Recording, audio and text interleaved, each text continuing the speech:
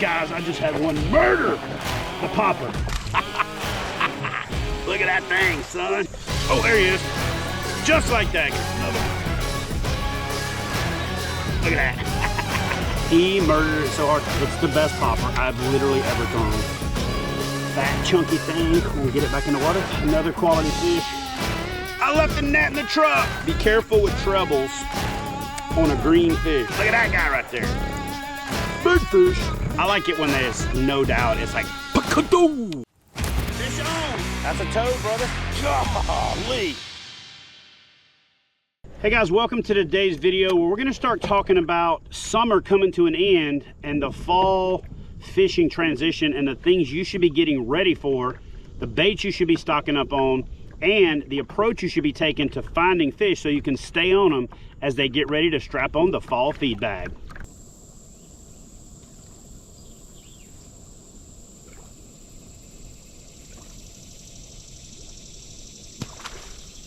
There he is.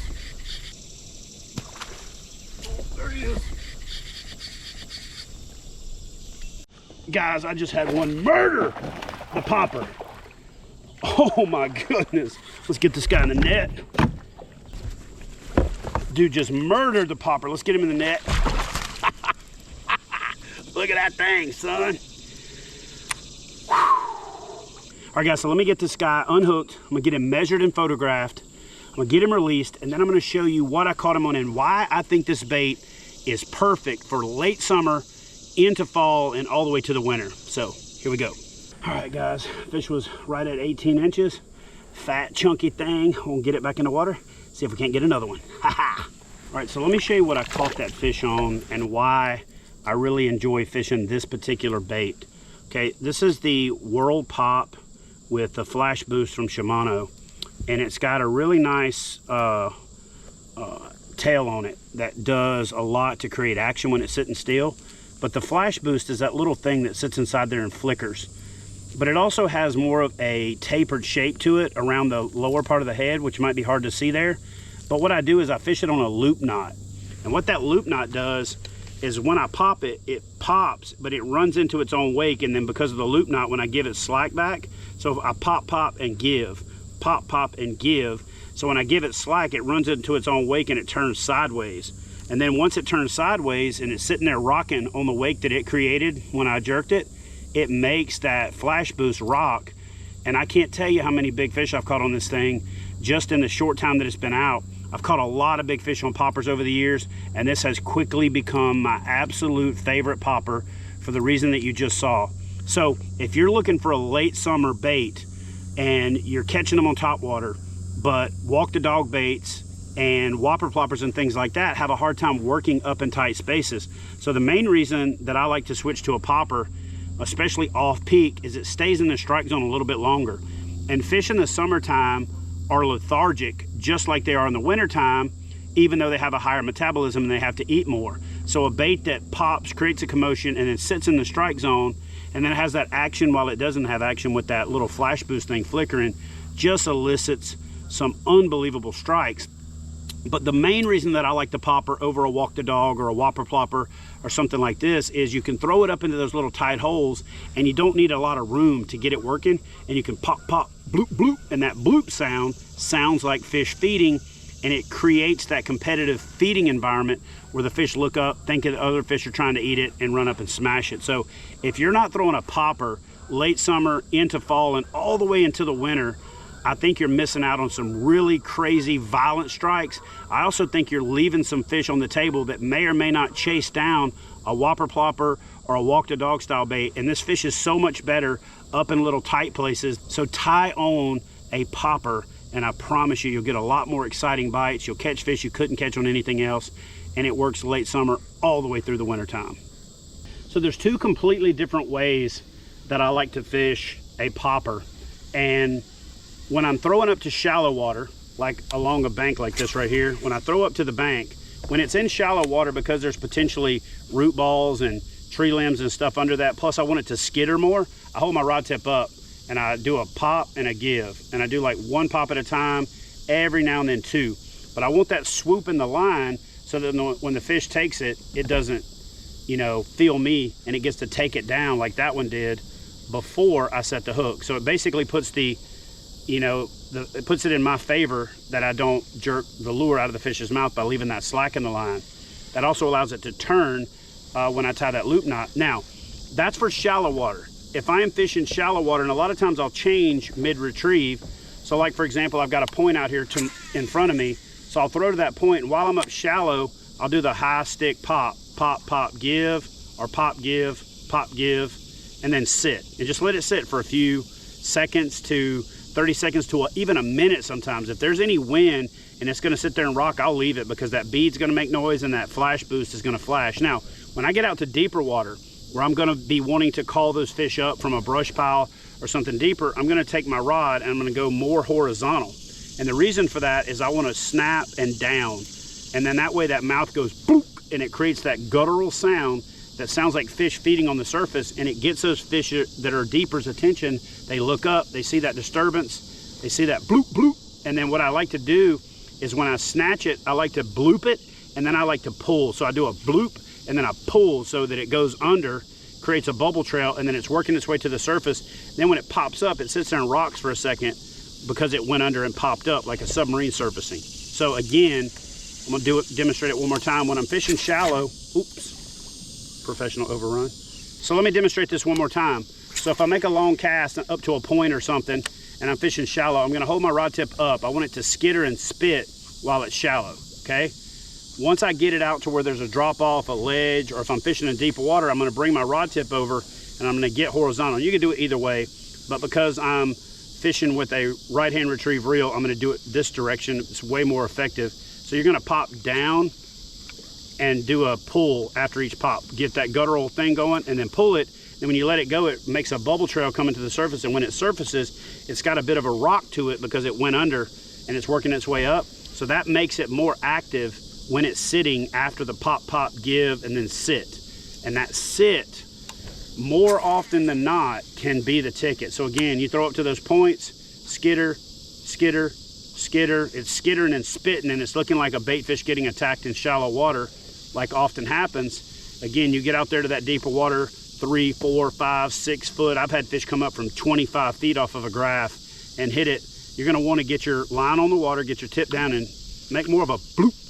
And when you pull it under, give it a pull. Snatch it to get it going, and then a slow pull. Give some slack back, it pops up, it sits there and rocks. And man, they cannot stand it. So if you guys notice with this little pocket that I got right here between these two trees, if I'm throwing a walk the dog style bait, or even like a whopper plopper or something, when I throw that bait up in that hole, I don't have a lot of room to work it. Whereas if I've got that popper, I can get it in that hole and I can pop it and let it set. I can get it out on the edge of that shadow line and let it set again. And a lot of times that just leads to catching those fish that otherwise I wouldn't have had a chance to, you know, present to properly. So again, throw up in these little pockets like that, let it set when it first hits, give it a little spit, a little pull, and give some line back so it can turn, pop, pop, pop, pop, and then just let it set. And you'll get a lot of blow-ups in situations like that for fish that you might not be able to catch any other way than maybe throwing a plastic in there. So here's another perfect example right here of a perfect place to fish this. When you've got only patch shade instead of the whole bank being shaded because of the sun angle, you can throw up in these little patches like this and pop, pop, pop, and let it sit. Pop, pop, pop, and let it sit. And then what happens is that bait is staying in that shaded area, in that strike zone, a lot longer, and it's giving that fish more time to talk itself into murdering it.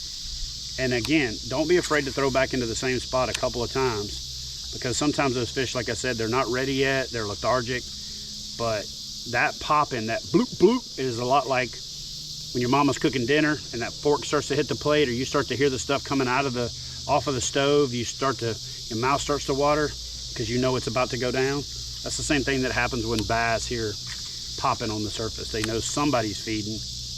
Time for them to get in on the action.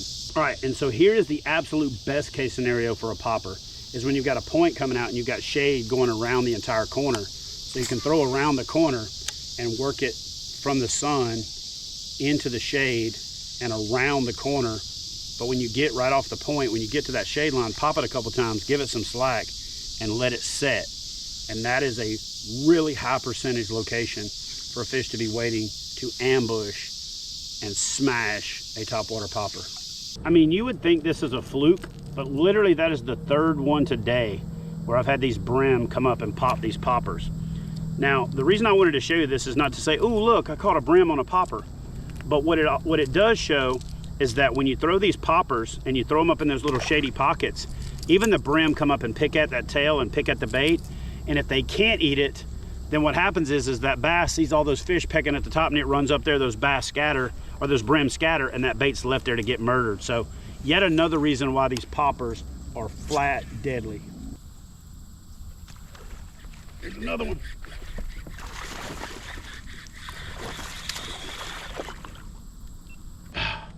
Very next cast, I had this dude right here murder that popper, bro. Look at that. Let me show you something. Oop, stop. Oop, stop. Look at that. He murdered it so hard he turned it around backwards in his mouth. If you don't have a popper in your arsenal, you better get you one. And I highly recommend that you look at the Flash Boost World Pop from Shimano. It's the best popper I've literally ever thrown. Golly, guys. Ooh. All right, another quality fish. Doing really well on the Alabama Catch 22 challenge so far. It's going to be the last date I finish because I'm practically staying down here now, but we're going to take out back in the water, see if we can't get another one. All right, guys, so it is bottom of the ninth. We've had a pretty good day. Got off the water in the middle of the day when it was like blazing hot, and got some work done and decided to head back out here.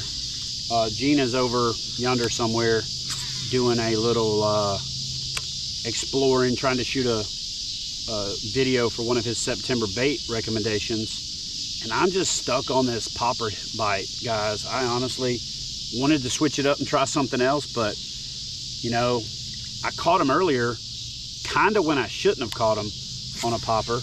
And now the sun's going down. It kind of rained a little bit in the middle of the day. It's calm. Frogs and birds and crickets are chirping. The cicadas are out. I mean, it's like perfect now. So we're just gonna take her on down to the end of the day with the old popper and see if we can't get another sick popper bite. And again, I want to reiterate, like, this bait is deadly in September, but it's still August, so I'm trying to shoot this video ahead of time so that you guys know that. So just to show you what it's doing right now, it'll be that much better in September and even a little bit better in the early parts of October. But once you get into like middle of October, I'll switch over to more of a walk the dog style bait, a swim bait, things along those lines. So for right now, while I'm in that 85 to 87 degree water temperature, and right now we're in 88 degree water temperature, I really like the popper. It just stays in the strike zone a little bit longer. It appeals to those more lethargic fish, and I just get more and better quality bites from it. So we're gonna stick with the popper and see if we can't get a couple more bites. And if we don't, we had a great day on the water. I appreciate you guys watching as always, and if you haven't done so yet, please consider joining KBF. Help support the channel, and I'll see y'all in the next video, unless I catch a fish, in which case you'll see me in a few minutes holding a fish.